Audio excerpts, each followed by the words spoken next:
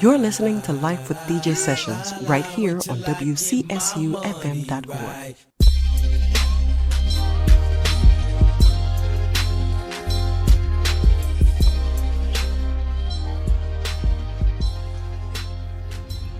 All right, welcome back to Life with DJ Sessions. My NMLS number is 271823. Today we have a special guest, Dr. Karen Townsend. Please, if you could introduce yourself to the audience and to the radio. Well, good morning, good afternoon, good evening, whenever you're joining us. My name is Dr. Karen Townsend.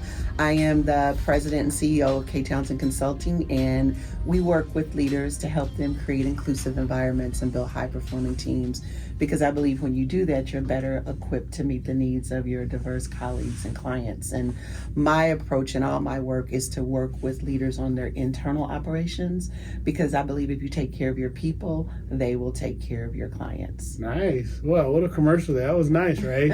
It's funny. I remember I was introduced to you, I think Kenya Taylor actually was the first person to introduce me to you years ago. And then, of course, I went through Leadership Day 19, and then there she is teaching the course as well. So it was nice. So obviously well respected in the community. And so what I've kind of put together is just some questions, nothing hard, right? This is just a nice interview, really to kind of get people to know, this is a Lessons in Financial Empowerment show, but at the end of the day, your knowledge and what you do speaks highly of what you do. So let me just go right into this. What strategies do you employ to develop effective leaders within an organization? Well, first, I think it's very important for organizations to take a critical look at their leaders and why a person is in a leadership position, and if they have been equipped with the tools to be great leaders. Because something I've observed is that in some organizations, because DJ's been with our organization for X number of years, so the next logical move is to put him in leadership. Or DJ is a really nice guy, so as a reward, we're going to elevate him to leadership. And while everyone wants to be promoted and elevated, if we don't give a person the skill set necessary to be successful, we're setting them up for failure. So if you are a leader, do you have the skills that are required to lead? If you do, it's wonderful. If you don't, that's okay too. I think it's important to do an assessment and shore up those areas where you might need some assistance, and celebrate those areas where you're doing well. Nice. Okay. Spoken like a true professional. That's nice. All right. So, number two really is, how do you approach diversity education to create an inclusive work environment? So I am probably most known for the work I do in the area of diversity, equity, and inclusion, and I love the work. I've been doing the work since before it was called diversity, equity, and inclusion. I tell people that all the time. Really? What was it called before? Well, my very first job was at the Ohio State University. Nice. I did my master's degree there, and then I worked in the Office of Minority Affairs, which then became the Office of Multicultural Affairs. And like many other universities and organizations, then it transitioned to diversity, then diversity, equity, and inclusion, and diversity, equity, inclusion, and belonging. I actually talked to a colleague about a year ago, and he does diversity work, and he said, well, I'm the Jedi representative in my organization. And I said, Jedi, like Jedi mind trick? Like what? And it's justice, equity, diversity, and inclusion. Oh, wow. So when I tell you I've been doing this work so long, I have heard all the iterations, all the name changes. And for me, it's, I don't care what you call it, I just want you to do the work. That's facts. I am a great trainer. You've been in my workshop, yes, so you know this. I'm really good at what I good. do. But if a company calls me and says, hey, Dr. Karen, we want you to come in and do some training, while I'm good at it, that is never where I think an organization should start. I believe in a AAA approach, which is assessment, action, and accountability. Nice. So if you were to call me and say, I work for Acme organization and we want you to do diversity training, my question is why? Why diversity? Why now? Are you doing this because you see this as a competitive advantage, because you want to reach an emerging market, because you understand the business case behind diversity? Or Are you doing it because George Floyd was murdered on May 25th, 2020, and now everybody's talking about diversity? And based on how the question is answered, it allows me to know how to approach the work. Again, I've been doing this work so long. Some people are doing it to check the box. Right. I'm not a box checker. I want to help organizations make a difference. I want to help them create inclusive environments. And after George Floyd was murdered, it was very interesting that everyone wanted to talk about diversity. Right. They wanted to talk about diversity, but they didn't necessarily want to make those strategic investments in making their environments more inclusive. I have two daughters, one recently turned 29 and one 24, and they said, "Mommy, please don't involve yourself in performative activism."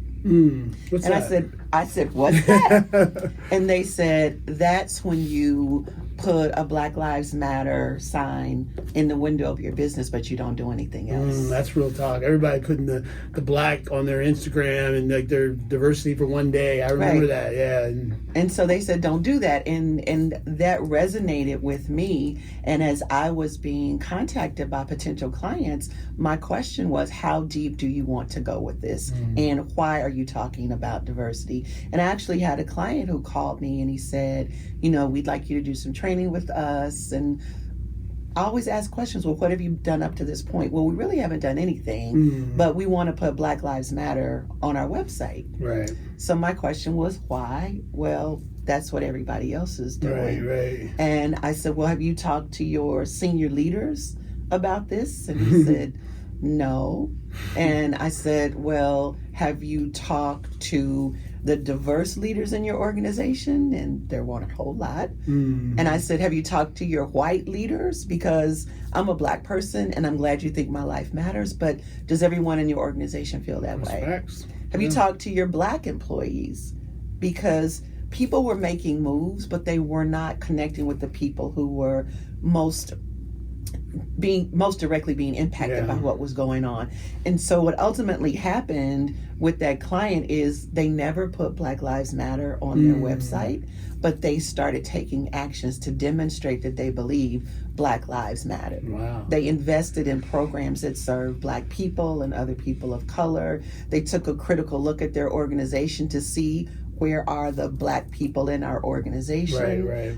And they did more than the performative piece, they did the strategic piece. Right. Wow. Very good example. Actually, that leads right into the next question. Can you share an example of a client success story? Anything that you've implemented? That's the success story. That's the success story. I think I've been doing this work long enough to know that when employees hear we're going to have a diversity training, it's like, oh my God, stick a fork in my eye now, kill me. Because, I like all people. It has such a negative connotation, and I want to make this work one that includes all people. Too often when people think diversity, they think Black and white, they think male and female, but for me, diversity is all those things that make us different and unique. And when you can engage everyone in the process, when you let white males know they're a part of the conversation, when you let people who identify as gay, lesbian, bisexual, transgender, that they're part of the conversation, when you let people over 50 know they're part of the conversation, then it broadens the depth of how we define diversity, and it includes everyone. Right. I like that. And I like what you said earlier about how deep do you want to go, because we can definitely go down different rabbit holes as it relates to diversity, inclusion, and what we've been through in this country. So, wow, really good. All right, so let me kind of bounce around here. How do you address challenges related to diversity and inclusion with your clients? I give people permission to be. Oh, that's a good one. I like that. I believe that my superpower is creating environments where people can be open, honest, truthful, and transparent. Right. And I always start with myself. A lot of times people come to my classes and they say things like, oh, Dr. Karen, I'm not biased. Oh, Dr. Karen, I'm not prejudiced. And I say, well, you know what? I want to be where you are. Because I recognize that I have my own biases and my own prejudices. And if I can say it and give examples, then it gives other people an opportunity to say, oh, well, maybe I have a Right, bias. right. There's research that says if you have a brain, then you have a bias. Yeah, It's just it's the natural, way, right? it's the way we're wired. And one of my favorite stories, can I tell you a story? Yes, you may. One of my favorite Please do. stories Please do. is I got off work and I went to the grocery store to pick up some items for dinner. Okay. And so I'm walking down the aisle at the grocery store, and walking towards me was a gentleman in, he had on one of those white t-shirts with no sleeves. What do they call those? White t-shirt, no, not wife beaters. Diversity class for you. Okay. Hey, that's what I know it is, right? I know it could be a tank top, Yeah. but that's what they're called. That's what they're called. That's what they're called. You know? So he had on That's no right. Don't white cancel beater me for shirt. saying that. You know, this is 2023. This is a classroom. This is for educational purposes Educational only. purposes. Okay, good. So I had on the white t-shirt, and he had tattoos all up and down his arms. You know what they call those? Sleeves. Sleeves, all right? Okay. So I looked at him in the wife beater t-shirt with the tattooed arms, the sleeves, and in my mind, I thought, ick. Like I would never say it out loud because I'm a diversity educator, right? Right. But in my mind, I was going, ick. Then I looked down and I saw he had a child with him, like a little toddler, and I thought, oh my gosh, he's procreated. Okay. Because you know, if you're wearing a wife beater shirt and you're tattooed, you can't be a good parent, right? Right. That was my bias. Yeah. That was my bias. And moments later, the little toddler fell down and he's crying. And I watched the man in the wife beater shirt with the tattooed arms scoop that little boy up and go, it's okay, buddy. Let daddy kiss it. Mwah. And I went from ick to, he's the best dad in the world. Right. But how often do we see people who are different from ourselves and we create a whole narrative about them? Oh, yes, facts. And if I do this, and my job is to help people embrace diversity and create inclusive environments, if I do it, others might do it. Or maybe not, because you're probably better than me. Someone said you teach best what you most need to learn. I've been doing this work for 30 years, and I'm still trying to learn it. You're just spitting bars here. That's right. Yeah, okay, nice. And we're wrapping things up a little bit, but I love that story, by the way. Thank you for sharing. It's true. I tell folks all the time, I'm pretty smart, DJ. Like, I have a PhD. Yes. But nobody cares about that. Right. I mean, I could give you a journal article. I could tell you to read a book. But, you know, it's like, why? I think we learn the most from the learned experience. Right. Oh, yeah. So if I tell my story, if I can be vulnerable with you, I'm going to invite you to do the same. Nice. And that's how we grow. And that's how we get to know each other. And we can understand whether I'm black, white, Asian, straight, gay, Christian, Jewish, Buddhist, whatever, Republican, Democrat. When it comes down to it, we all want the same basic things in life. I want to do work that I love. Okay. I want to live in a safe neighborhood. I want to send my kids to a great school so they have options for their future. I want to one day retire and live a life of leisure. That's what I want as a black woman in America. But I think that's what a white man in America wants, and a gay man in America wants, or a person over 60 or under 25. We aspire to be happy, but we can get so caught up in the chatter around what divides us that we can't talk about those things that can bring us together. And you think that's because there are people out there who don't want you to have a good life or good schools, and that's what kind of creates this division? I don't know if it's that they don't want me to have it, or if they think my having it takes something away from them. That's facts. I like that. It's a good way of looking at it. All right. See, that's why you want here. I mean, like, I do mortgages and all this other stuff, and but I love that you're enlightening me here and the audience. Let's see here. So, how do you measure the effectiveness of your leadership development initiatives? If I'm invited back. Yeah, that's right. She ain't coming back. If I'm invited back, and my goal is to be invited back. I don't believe that professional development should be a one and done. It should be, we did this, and what do we need to do next? We don't send our kid to first grade and we go, okay, They know everything they need to know. We send them to school for a number of years because you learn, and once you learn, you realize that there's more you need to learn. That's right. The more, actually, they say too, like, more you learn, the more you don't, you like realize you don't know anything. Absolutely. It's craziness here. So I was reading the other day, I think it was on my LinkedIn, that you won an award, something with the Urban League, something. Can you kind of share a little bit about that? I'm so excited. I'm happy for you. I have been selected as a 2023 Pillar honoree, and they select people in the community for their community service, their business acumen, and I've been selected in the category of minority and women-owned businesses. So very nice, very nice. Yeah. That is awesome. Congratulations. Thank you so much. And that's really how we'll wrap it up. I mean, is there anything else you'd like to share with the audience, how they can get a hold of you or anything? If you want to want someone to get a hold of you, I mean, I don't know. I do, actually. Okay. I do have a website. Okay. drkarentownsend.com. Nice. Pretty easy.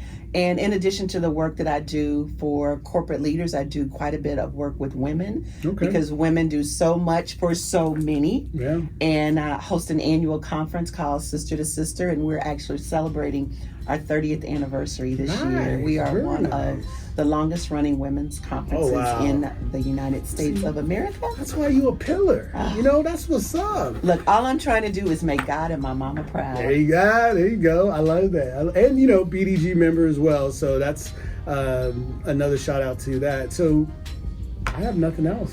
Thank you. Thank you again. Appreciate it. I appreciate it. And guys, tune in. Don't forget to like and subscribe. Thank you. You're listening to Life with DJ Sessions. Special thanks goes to Wade Oberlin of OnOurOwnRadio.com, Charles Fox, K-Divas Music Media, and the BDG Network. For more lessons in financial empowerment, stay tuned right here on WCSUFM.org for more Life with DJ Sessions.